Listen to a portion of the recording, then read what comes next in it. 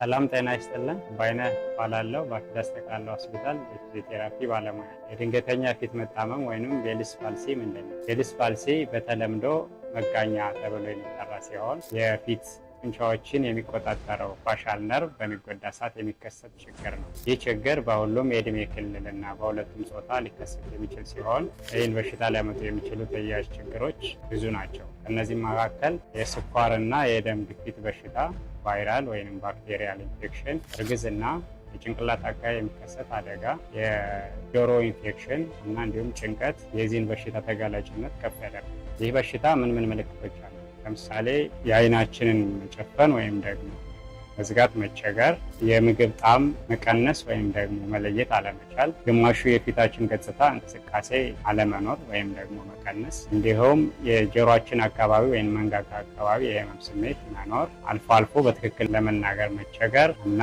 የፈገግታ ወይም ደግሞ የግንባራችንን ክፍል ወደ ላይ ለማንቀሳቀስ መታዘዝ አለመቻል ከምልክቶች ውስጥ ተጠቃሽ ናቸው። ይህ በሽታ የሚሰጠው ሕክምና እስከ 3 ቀን ወይም ደግሞ በ72 ሰዓት ውስጥ ቀድሞ ለሚመጡ ታካሚዎች የመድኃኒት ትዕዛዝ ይኖረዋል። የዚህኛውን ነርቭ እብጠት ወይንም ደግሞ የጉዳት መጠን ለመቀነስ መድኃኒቶች ይረዱታል። ከዛ ባለፈ መልሶ የማገገም ሂደቱን ለመፋጠን የፊዚዮቴራፒ ሕክምና ተጠቃሽ ናቸው ማለት ነው። አኪዳስ ጠቅላላ ሆስፒታል ፈዋሽ አእምሮዎች ተንከባካቢ ልብ